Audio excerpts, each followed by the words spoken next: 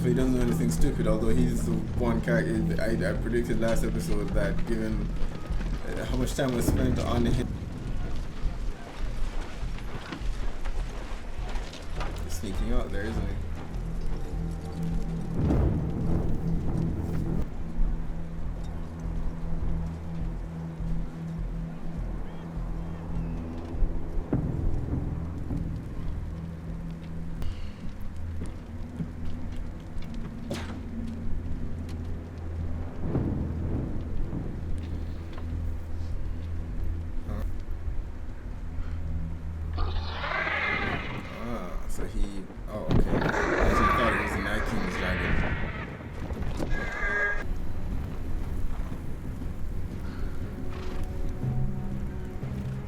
Said she would return one last time, so I guess this is where she will.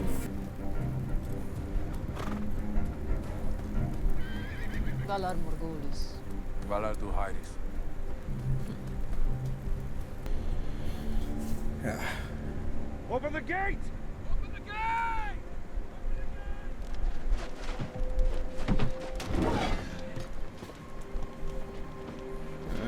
Don't kill her, don't kill her, don't kill her. Let's wait until after the war.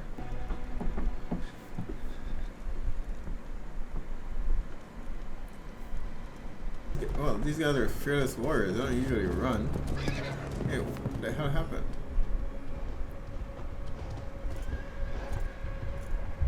Night King is coming. The dead are already here. What happened just now, though?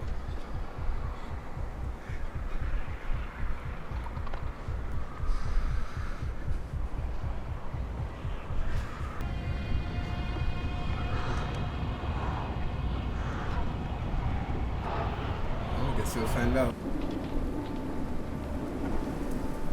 Never-ending snow.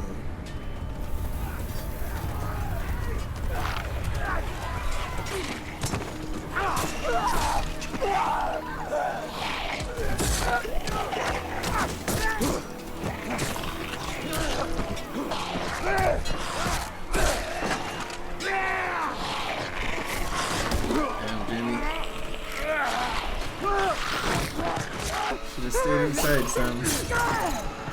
Love you, but you're not a fighter, man. Alright, these two are on dragons, but they're not really. I don't know, they can't do much up there if they don't have any visibility.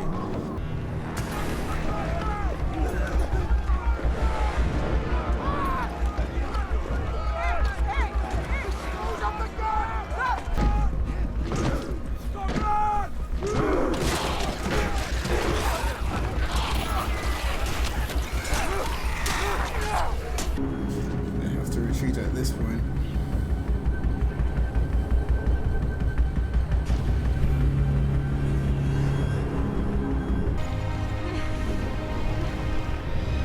Did you get down there now?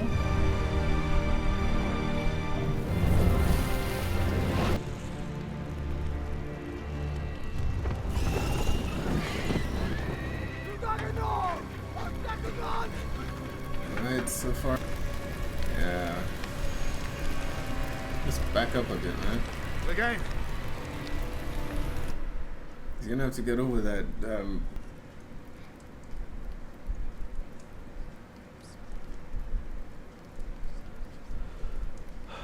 At least we're already in a crypt.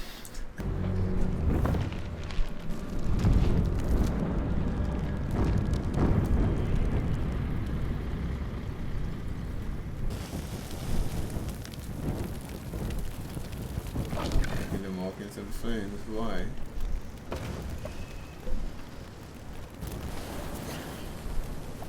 Yeah.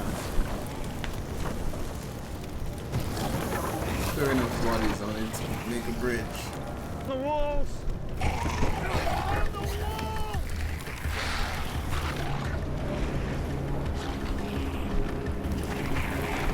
Right here.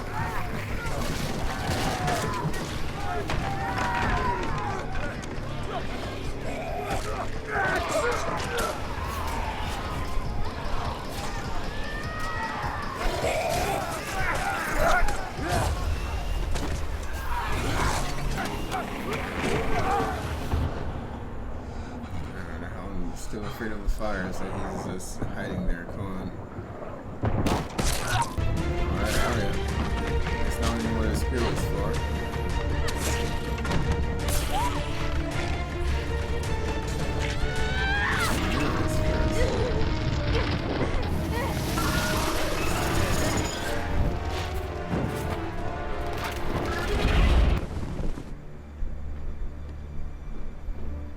And they've lost it. You guys. Alright, Arya lost her spear. She should still have her dagger.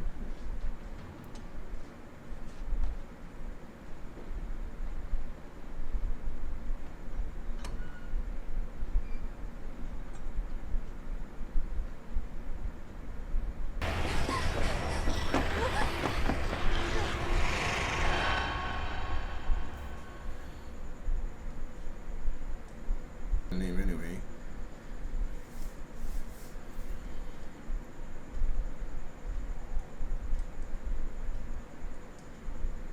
What kind of defense should the worst happen? Not just sit there.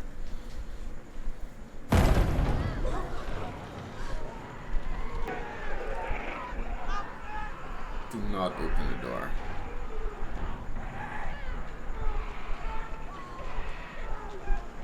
He said we'd meet again. And here we are. At the end of the Oh, world. they did. And blue eyes.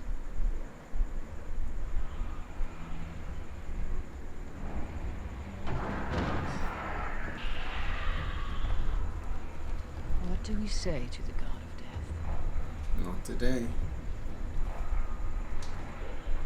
Not today.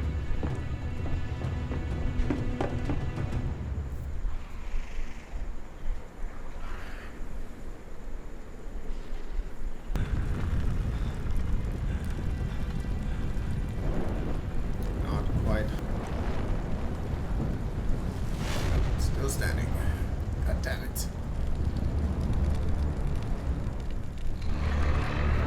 Sword is the best hope they have now, since fire doesn't work on him. Steel? Hopefully.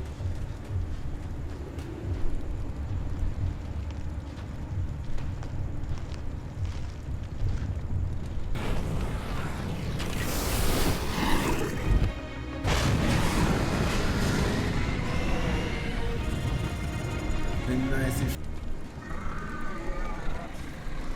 Alright. So her other dragon right there. Swarm.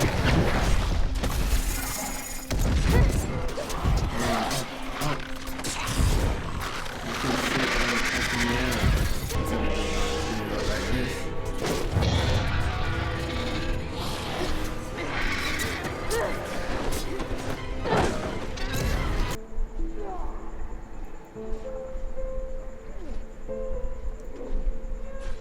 Damage.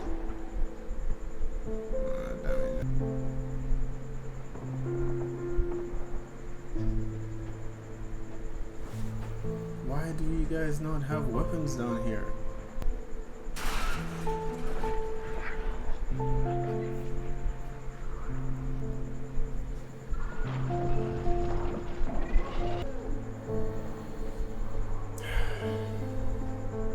It's not looking good, guys. It's not looking good.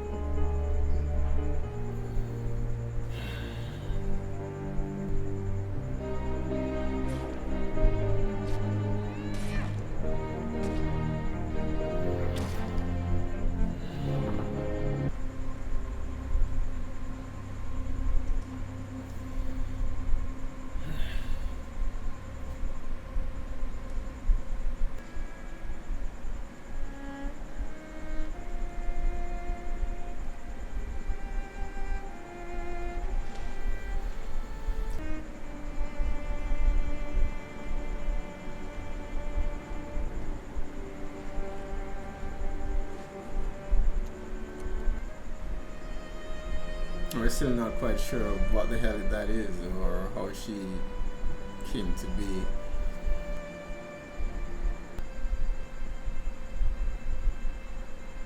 Alright, one, so episode 3 of season 8 Game of Thrones. This was the episode that we've all been waiting for. Not that episode 1 and 2 they were character episodes, right? Setting up the pieces on board and preparing for the night, the battle to come. And this episode, we certainly were not disappointed. I mean, the directors did say that they were aiming for something was a survival horror kind of episode, and we definitely got that. I mean, the first portion of the first wave that we didn't even see was they rode into the darkness, and we just saw horses riding out, and the torches, the flaming swords just going out one by one, and that was it had a lot of spectacular shots there. Of course, I mean, Melisandre's surprise return. Well, she did say that last season that she would return one last time. She knew that she was going to die, and she did come back. I mean, she gave all of the Dothraki flaming swords, you know, to ride into battle. Jon and Daenerys' plan seemed to have been to take out the Night King and wipe it, so that by taking him out, everyone else would have been wiped out. That seemed to have been their plan, and they went with it. I thought a bit too long, because I don't know, they flew in search of him, I suppose, and somehow we created this snowstorm, and they were just flying around, couldn't see what direction they were in, and they were a part of the plan on the ground too, to light up the trench when the troops eventually retreated, and she couldn't even see the flame, she couldn't see the signal on the ground to fly down and light the torches, and they lost a lot of men. I mean, Jorah rode out in the first wave, and hey, he's the MVP of this episode. I mean, he was a part of the first wave. He rode out there. Everyone else died except him and a few others who ran back as well. But he rode out there, still managed to survive. Came back, defend the gates. They retreated beyond the gates. He was still fighting even then, and then he made it back out to defend Daenerys when she fell off Drogon. So Jorah is, you got to give it to him, man. He's earned it. Still haven't gotten that kiss, but he earned his place, right? Sad to see him go. We did lose a lot of characters this episode. Not the only Mormont that we lost this episode too. Little Mormont, we also lost her as well. And she went out like a boss, of course. I mean, taking down a giant. Admittedly in a bit of a weird way, because I mean, Giant could have just stepped on her rather than picking her up eye level to be stabbed in the eye. But hey, I love her. You'll give that a pass, right? So we lost her. We lost Jorah. I think Gendry's still alive. There's a bit of question mark around that. I mean, he was there when they were crawling over the walls.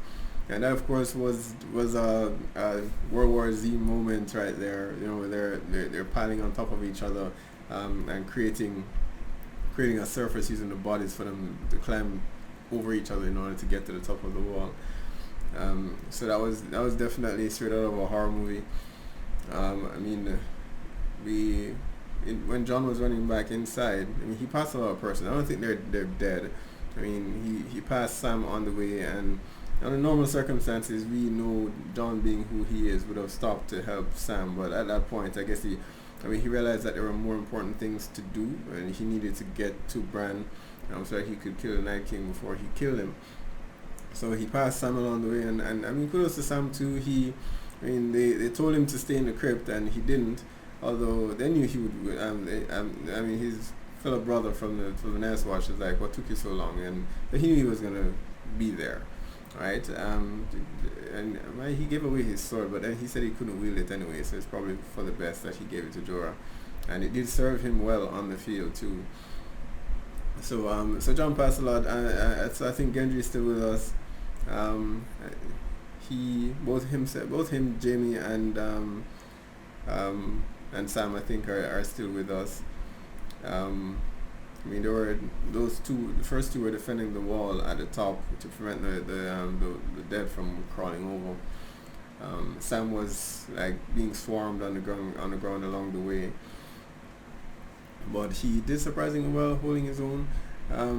The undead, and there were a lot of theories from last episode. People were like, okay, they're gonna hide in the crypt where there are dead bodies. So a lot of people speculated that, all right, that's a horrible place to hide, right?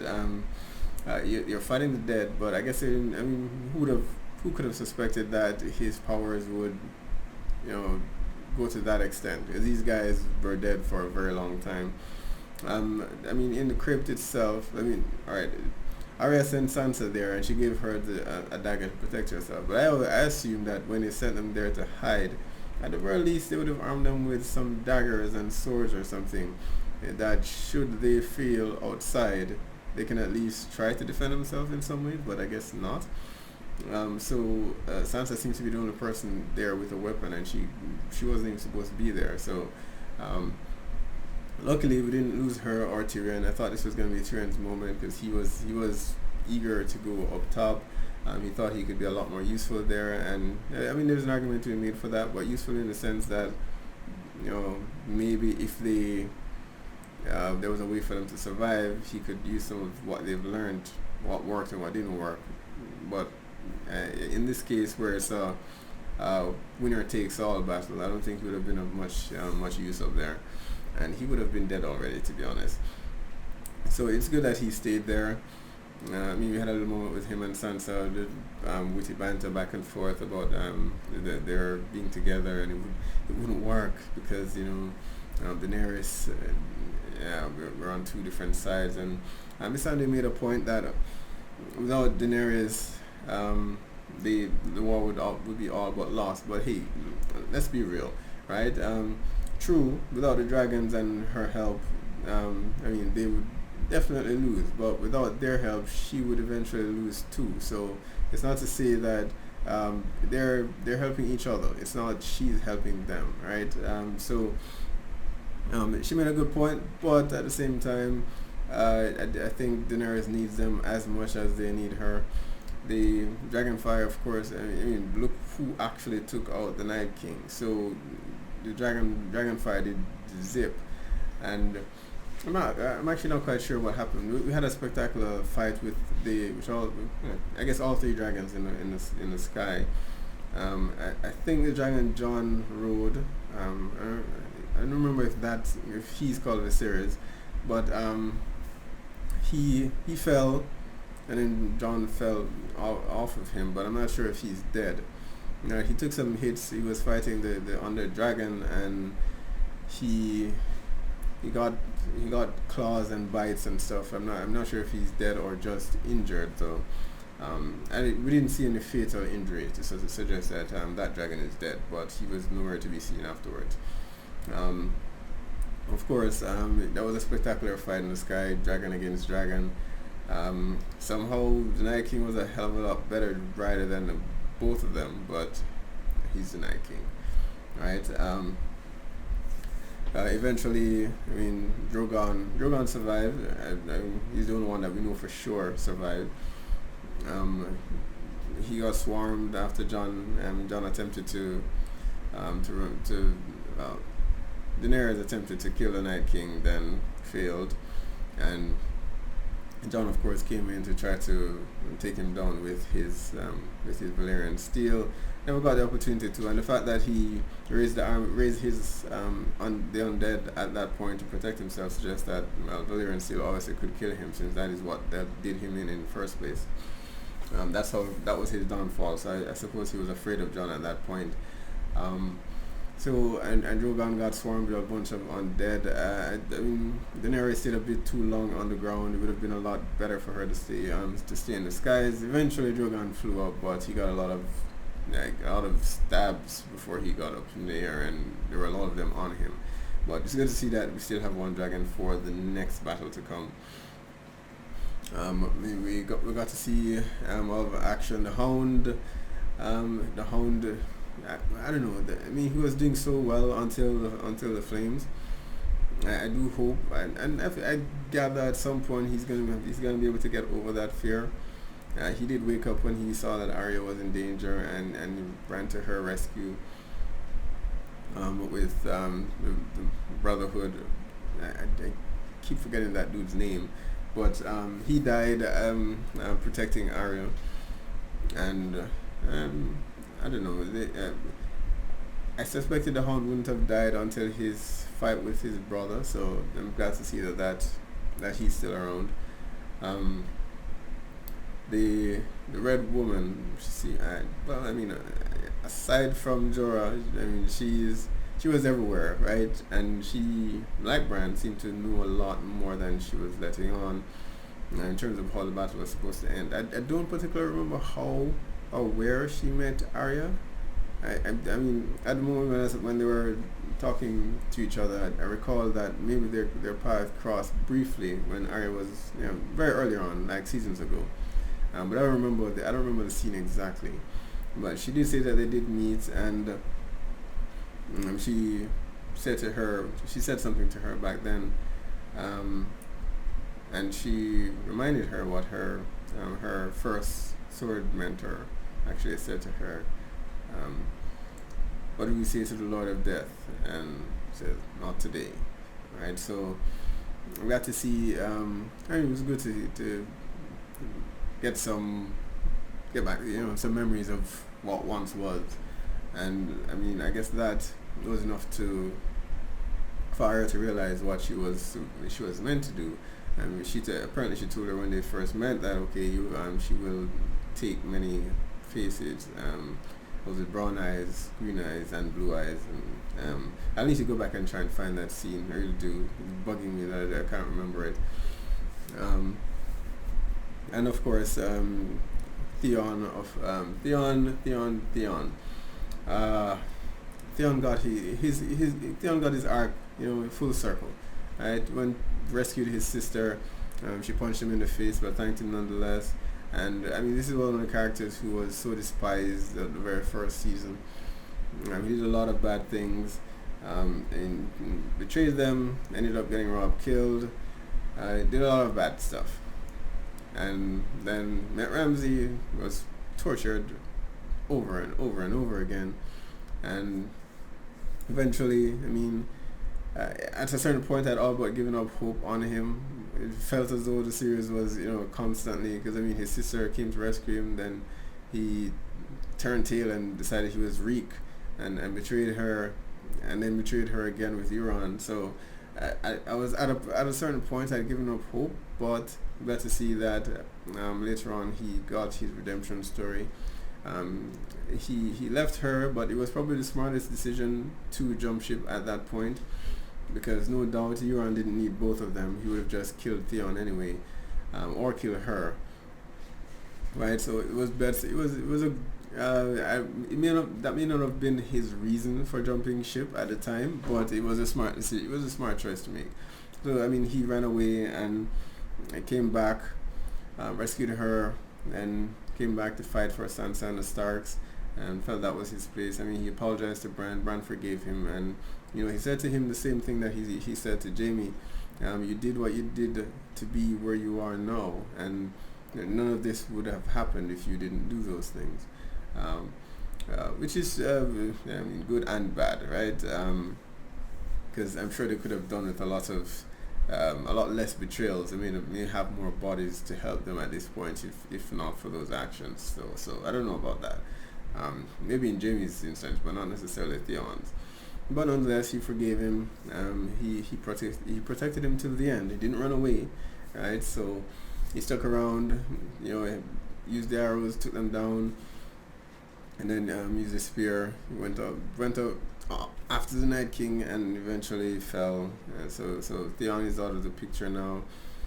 I don't know. I'm trying to go through the number of persons that we've actually lost, if I miss anyone. We did see Ghost at the very start with Jorah, riding into the battle of the first wave, but we didn't see him anytime after that, so I'm not sure if he is dead or if he's still around. I don't know. I mean, for budgetary reasons, I guess that may be why they're hiding Ghost, but I'm in the minority. Love dragons, but I love wolves slightly more, if not equally. So I really would have loved if there was a lot more focus on ghosts and the wolves in Game of Thrones. Again, still love the dragons, but what was the point of introducing all the direwolves if we're gonna kill them off or send them off or not show them any at all? So if I had any gripe, that would be the only thing. I mean, the moment we lost one, well, I guess we didn't technically lose one dragon, but we have lost 2 dragons now, or at the very least 1. Let's move some of that budget to Ghost, if he's still alive. So it was definitely a grueling battle. You could see that everyone was, they're just fight. It was survival, and it wasn't so much a battle, because I mean, normally, and I don't know, maybe that was one of the flaws in their strategy, marking combat lines and having troops lined up as though this was a traditional battle, right? We're not going to have these things coming up to you with swords and fighting one-on-one or anything like that. And you just saw it when the first wave attacked. It wasn't traditional combat. It was just overwhelming, and they were just swarming and jumping, and there was no logic to how they fought or anything to that extent. They were just overcoming everyone with the sheer numbers, and you could see the fear in the men's eyes. We saw Dothraki running back, which was surprising, because these are guys who are supposed to be fearless and wanting a good death and to die on the battlefield, and a lot of them, rightfully so, were scared and running back, and it eventually came down to the Unsullied, who definitely had their own in defense when they retreated. Grey Worm's fate, I'm unsure of.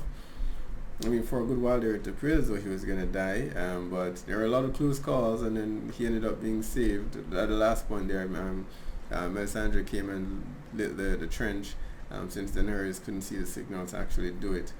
And so I'm not sure, I'm actually not sure if he's still alive or not. We saw him, I think when John was running was running to Bran, he passed him, and he was there with his spear, killing some undead fools, but we didn't see him die. So I do think he's still alive. So we lost a few, but a few are still alive in some weird way, because there are quite a bit of close calls. I don't know, the ending itself, and this could just be a nitpick for me. It was I don't know, it was not complete for me, right? We had the Night King there, fine, and the other members of his boy band, the other 4 or 5 guys, who should be equally more powerful than the regular undead. And we didn't see much from them, right? And we saw him walk through the Dragonfire. He teleported basically to Bran, because we didn't see how he got from point A to point B. But we didn't see much of the others who were behind him fighting, right? We didn't see him fight very much. I would have loved to have seen him at the very least fight Jon and beat him. Or at least leave the other 5. Leave the other 5 and head to Bran and have Jon fight them. But we didn't see anything from them, so they were basically just there for backup for him. We didn't see them at all. They were not with him when he was outside the wall in front of Jon. Then when he got to Bran, they suddenly were behind him, and then he died, and then the rest of them died, so we didn't see them do anything. And I mean, again, it's a nitpick, but they've been propping these guys up for seasons and seasons, and I would have wanted to see some of the main characters. Outside of the Night King, I think there were 5 other. I don't remember if these guys are called Whites or not, but there were 5 others, right?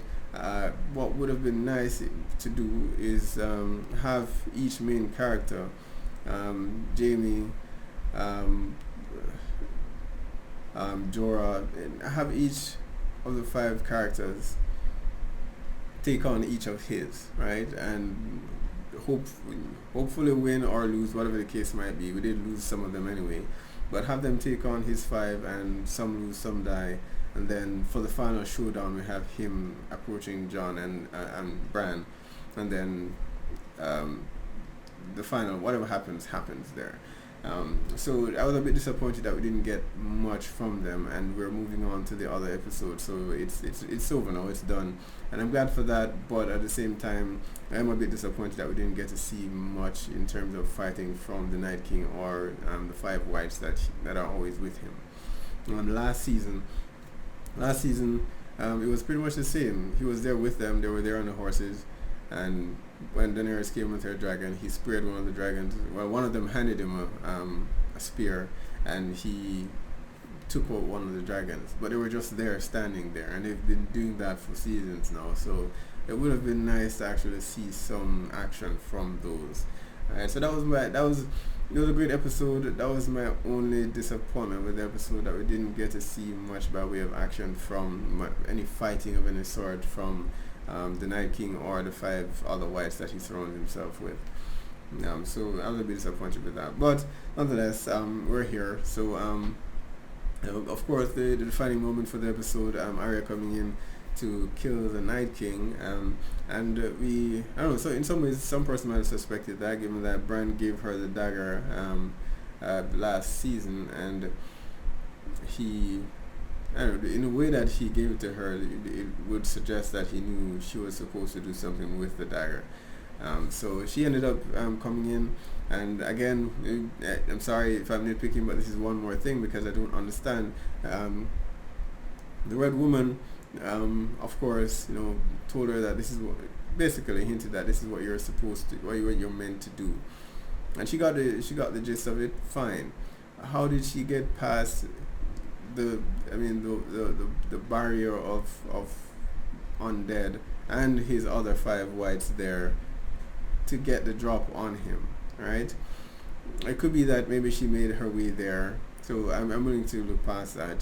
Perhaps she made her way there before he actually got there, and she's good at hiding her presence as an assassin. No, maybe she hid among one of the bodies that were there waiting for that moment. Sorry.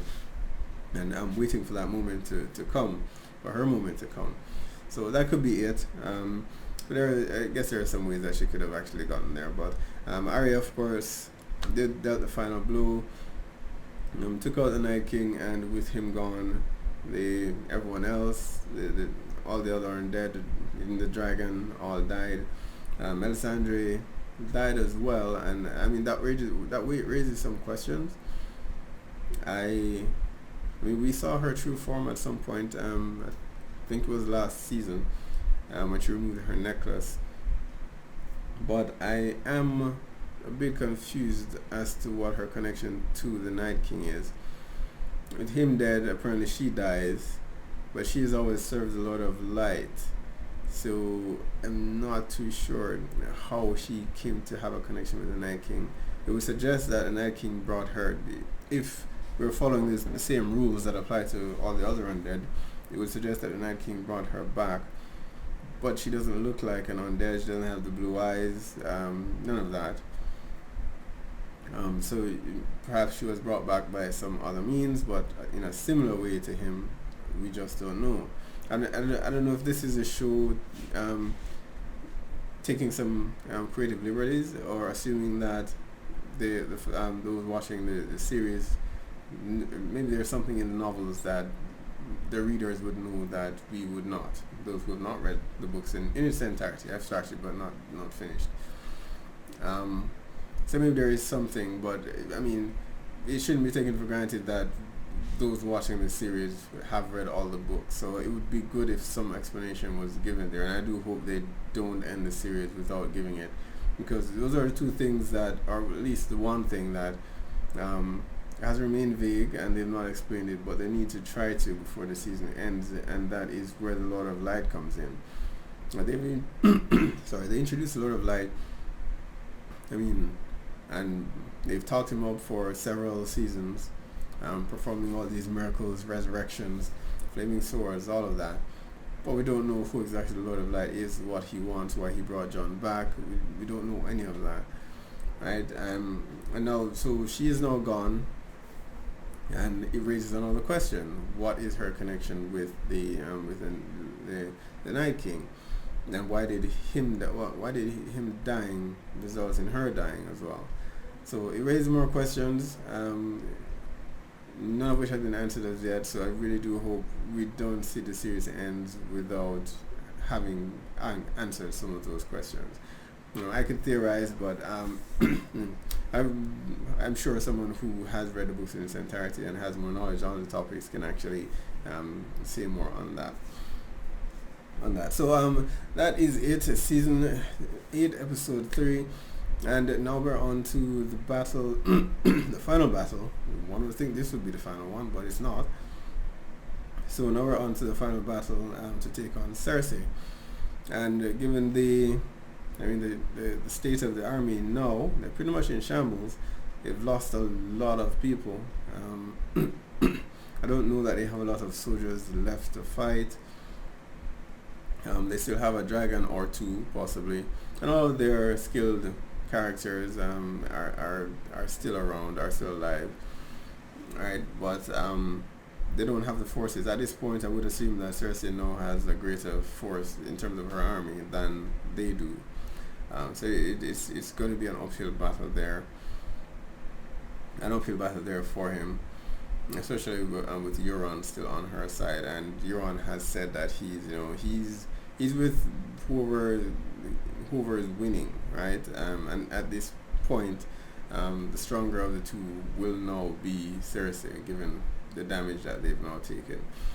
So next episode will be them preparing to launch an assault on King's Landing, face against Cersei for the throne. So that should be interesting. Alright, so be sure to post down in the comments, let me know what your thoughts are on this episode and what you are looking forward to for the next episode. Also, if you do have some knowledge about the Lord of Light and Melisandre's connection to the Night King, or how she has a connection to him, be sure to post down in the comments and let me know. Alright, be sure to hit like or subscribe, and I will see you guys next time.